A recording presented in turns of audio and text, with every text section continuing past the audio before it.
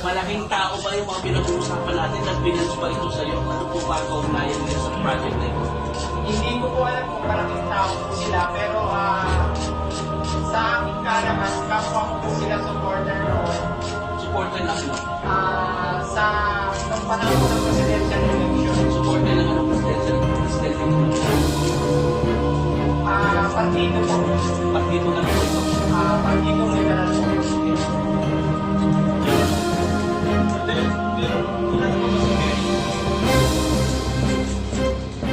Yung account name na yan sa Facebook ay hindi po yan yung real name po niya. Meron po yung pangalan sa Facebook.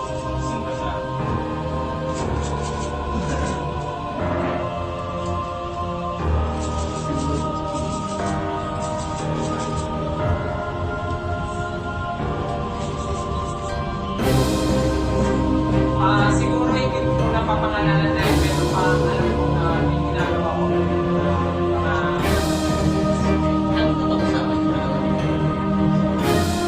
Kaya nga po nang sinabi yung sinabi ko, ang website ko ay pinagawa lamang po sa akin. Hindi po ako yung Bitcoin. Hindi rin po ako ang nag-upload sa Facebook page. Hindi rin po ako ang nag-upload sa YouTube. At lalong hindi rin po ako ang nagpakalat kung nasabing mga videos na may mga episodes. Yung kuya ba yung nag-uusap sa'yo o nag-excuse sa'yo? Siya po yung kumausap po sa akin from February 20. Bakit tayo nagbigay sa'yo ng mga video sa akin? Wala pong binigay na video sa akin. Inulit po. Wala pong video ibinigay po sa akin. Wala po akong isang load. Wala rin po akong kaugnayan kung ang nasa rin po ang mga nasabing mga videos po. May napag-usapan ba kayo na magkatago na magpapalamin niya?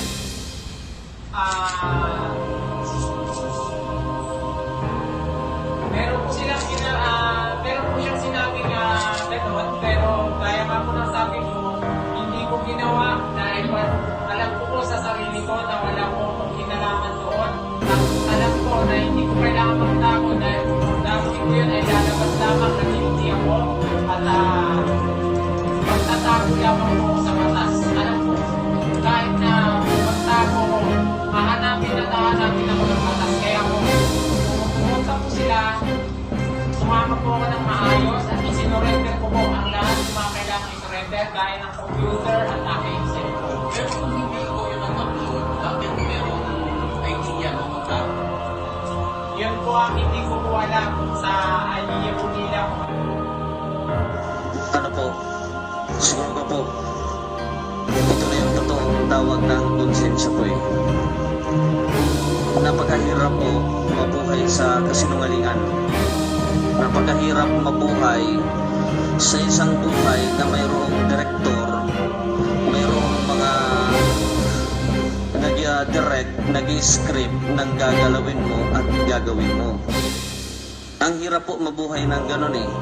Alam niyo po, nung nagsalita ako sa Integrated Bar of the Philippines, kung nandun man yung ibang mga media noon na nandito rin ngayon, mapansin niyo po, gumagal-gal-gal nung salita ko kasi taliwas po sa loob ko yung sinasabi ko na binabasa ko sa script.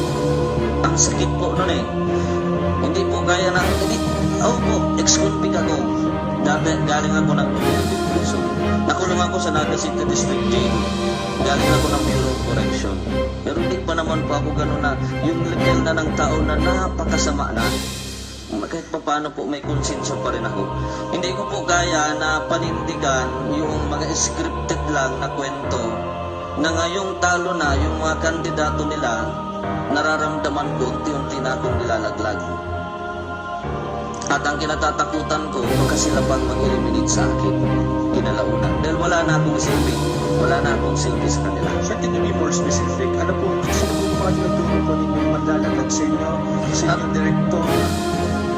Actually, after this press conference, kung maniniwala maniniwala pa ang taong bayan sa akin, although nasabi nga noon ni Senator Pampilo Lacson, zero credibility na ako, kung maniniwala pa ang taong bayan sa akin, after this, ang lahat ng nangyari sa ang totoong Narcolis, video episode 1 to video episode 5, yung na-record ko nung nasa isang kumpento ako, lahat yon pawang scripted. Lahat yon pawang kasinungalingan. Kasinungalingan kasi may plano yung kabilang kampo.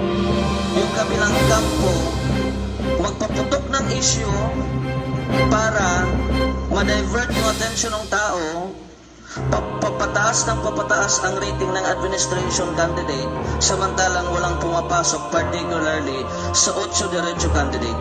Kung may pumapasok man, magic nasa 13, 14, pababa at 2 lang. Nung una, nung ginagawa ang video presentation ito, actually hindi po ito napakadali. 9 na buwan pinagplanuhan kung paano gumawa ng ingay ngayong darating na halalan. At hindi lang yung sa akin na pagsasalita ang plano para doon. Maraming nauna. Katulad ng pagsalita ni Jojo Asierto na iniuugnay ko sa isang Michael Yang.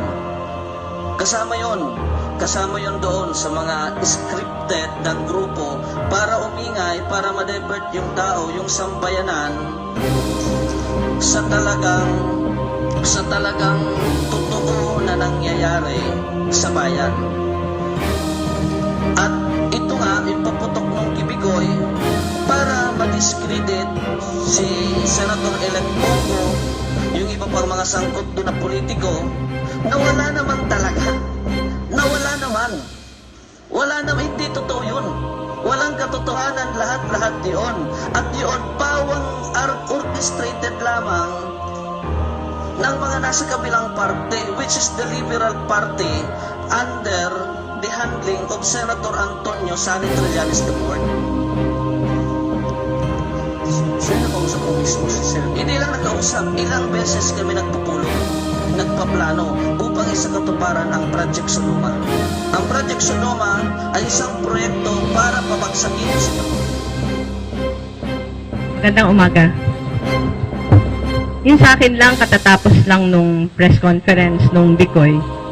At it was brought to my attention na may accusation na nagkita kami. Gusto ko lang sabihin dito na hindi ko siya kilala, never ko siya nakausap, never ko siya nakatext, never na nagkaroon ng communication between us. In fact, first time ko siya nakita nung nag-press con siya sa IDP. Kaya yung sa akin, yung accusations na yun, dahil hindi totoo, handa akong humarap sa kahit anong forum, handa akong humarap sa kahit anong investigasyon, kasi panatag yung kalooban ko sa katotohanan. Yung sa akin lang, napakaraming mga pangalan na nasambit. Yung Liberal Party, once again, nahila dito sa controversy. Gusto ko lang sabihin na I can speak for the party. Wala kaming kinalaman dito sa Bicoy issue. Natanong ko na si Senator Kiko kanina na siya yung party president. Wala din siya alam, hindi niya kilala, hindi niya pa nakausap. Hindi